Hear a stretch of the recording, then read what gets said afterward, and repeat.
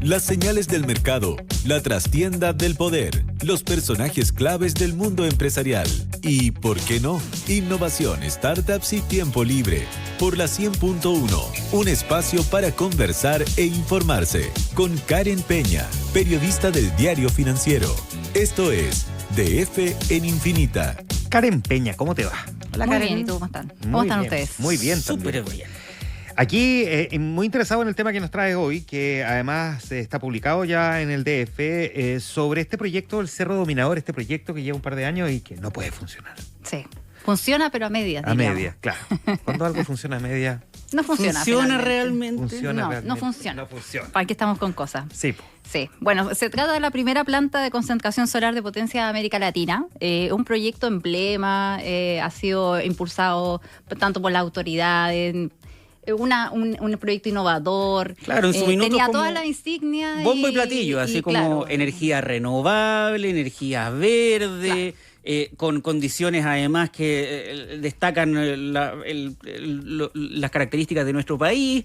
Como Sí. que era puro win. Sí, de hecho nosotros ahí escribimos la nota, una torre imperturbable, porque así se llamaba el libro que se entregó en algún minuto a los medios de comunicación, a algunos públicos interesados, grupos de interés, a autoridades, el regalo que le llegaba a la autoridad en el fondo, donde salía un libro donde estaba la historia del proyecto, que había tenido sus dificultades iniciales, pero finalmente se había podido impulsar, testimonio, en fin, cómo funcionaba esta nueva tecnología, en fin. Y bueno, que hacía alusión precisamente a esta torre de 250 metros de altura que está en pleno desierto de Atacama, lo que era totalmente insigne y un emblema del proyecto, que son esta torre y todos los paneles. Bueno, ¿y qué pasó? Este proyecto está ubicado en la región de Atacama, en pleno desierto de Atacama. El 2021 se fue inaugurado después de 6 años que demoró la construcción. Hoy está gestionado por el fondo Brookfield y tiene una inversión de $1.400 millones, que es bien importante. El objetivo era generar energía equivalente a abastecer a 380.000 hogares aproximadamente. Y bueno, el problema es que la última vez que inyectó energía de manera continua al sistema fue en mayo del 2023 y precisamente hoy, el día de hoy, se cumplen 2 años desde esa situación. Pero van 2 años desde que la cuestión no funciona como corresponde. Claro, en sí, bueno, este es un proyecto que tiene 210 megawatts de capacidad, combina una planta fotovoltaica de 100 megawatts más una termosolar de 110 megawatts. Su central fotovoltaica convencional funciona, es así. Sin embargo, la planta termosolar no funciona, ya que una parte específica de la isla de potencia está en proceso de reparación. El problema fue paulatino, no fue de un día para otro. Empezaron 2 tanques de sales calientes, que son súper importantes igual, porque tenemos que entender que este proyecto, la novedad que tenía era que podía funcionar el día y la noche, en el fondo, con el sol y bueno, y en las sales, en fin. Claro.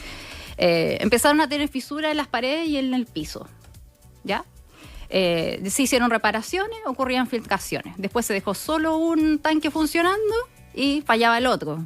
Pero esta cuestión es como la imagen de la balsa que se empieza a hundir y empieza a salir como agüita por acá, uno la tapa y empieza a salir agüita por allá y así. No podía ser solucionada con una solución parche. Claro. Literal. Así que, bueno, ahí se comprobó que en el fondo esto no podía ser una solución rápida, así que ahí entró a actuar ahí el contratista del proyecto, se hizo una licitación. Eso es todo lo que digo es lo último que sabemos, porque hay completo hermetismo al menos de qué ha pasado hasta este momento. La idea de esa licitación era ver la empresa que iba a proveer la tecnología en el fondo y también la que iba a construir los tanques. Se había iniciado las reparaciones, ya se estaba a la espera de la construcción. Y lo que pasa es que al final, lo último que sabemos, tenemos que recordar que siempre todas las dificultades que tienen los proyectos, en fin, cualquier información tiene que ser reportada al coordinador eléctrico, que es el organismo que supervisa la operación del sistema. Como olvidarnos del coordinador eléctrico. Claro. Todos tuvimos con el apagón, un curso rápido de coordinador eléctrico. Sí, claro. Ahora todos sabemos qué significa y qué involucra el coordinador eléctrico.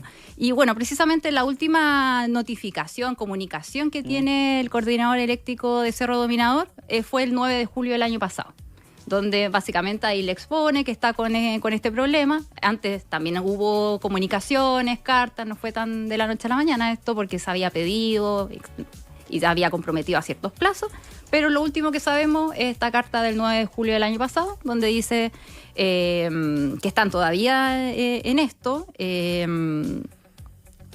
había finalizado dice que había finalizado la negociación con el contratista principal de la obra y que el retorno sería pensando ya en julio.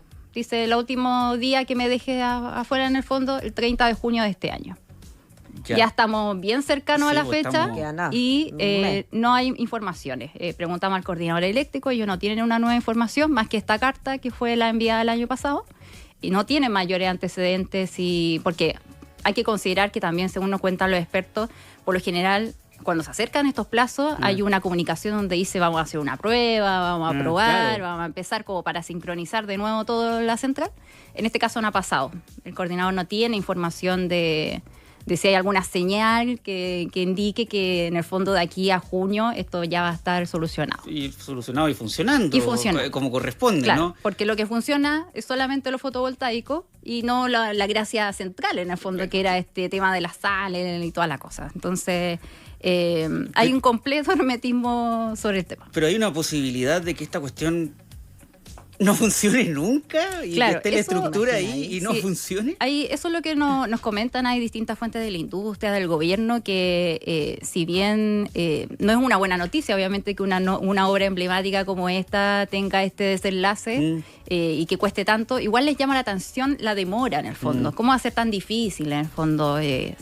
Sabemos que es una tecnología nueva, la primera que se hace acá en Chile, entonces sí, pero igual 2 años no deja de ser. Hay costos asociados, obviamente, a eso. Pero es que además, por ejemplo, no sabemos si se está rentabilizando bien esa inversión. Entonces, hemos hablado de múltiples proyectos en este espacio, pero generalmente cuando hablamos de algo que se demora años y no termina funcionando, algo así, tiene que ver con el tema de la permisología, ¿no? Claro. Que hay trabas institucionales para que esto funcione, pero esto es una cuestión estructural. Claro. Entonces, efectivamente, la pregunta que a uno se le viene a la cabeza es, ¿no se debió haber solucionado esta cuestión hace rato? Claro. Sí.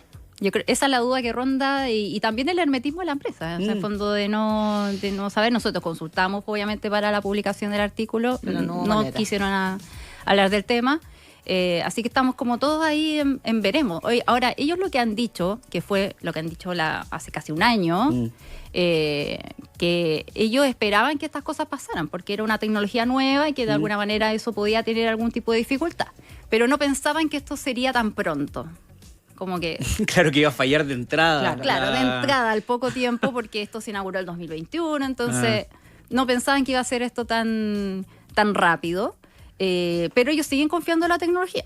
O sea, hay que entender que esto es una tecnología nueva, entonces me imagino que obviamente había un margen de que esto podía fallar, podían tener algún inconveniente, pero ellos siguen pensando que una tecnología que va a resultar. Claro, que el punto es que lo que mencionabas tú, ¿no? Uno se dice, ¿y qué rentabilidad están sacando de este proyecto si es que la cuestión no está funcionando? Ahora, el año pasado lo que ellos nos comentaban que había un plan de preservación también con los trabajadores, porque uno también piensa aquí qué pasa con los trabajadores que estaban ahí.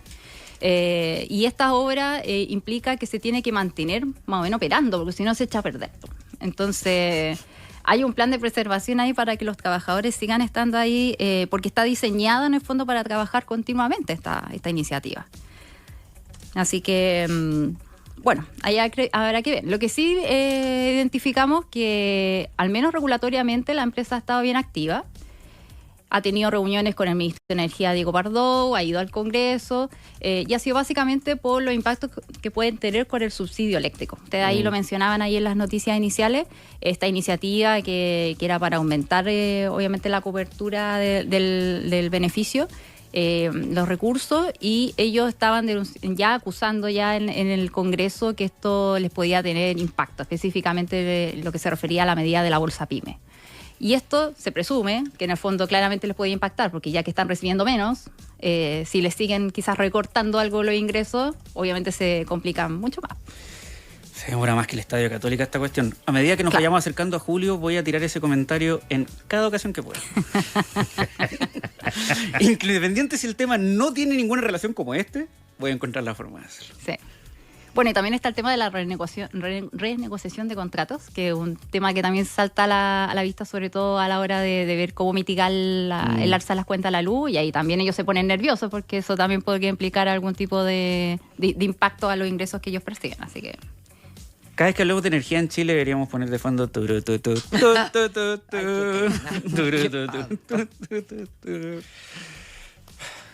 ¿Qué te Bueno. puedo decir?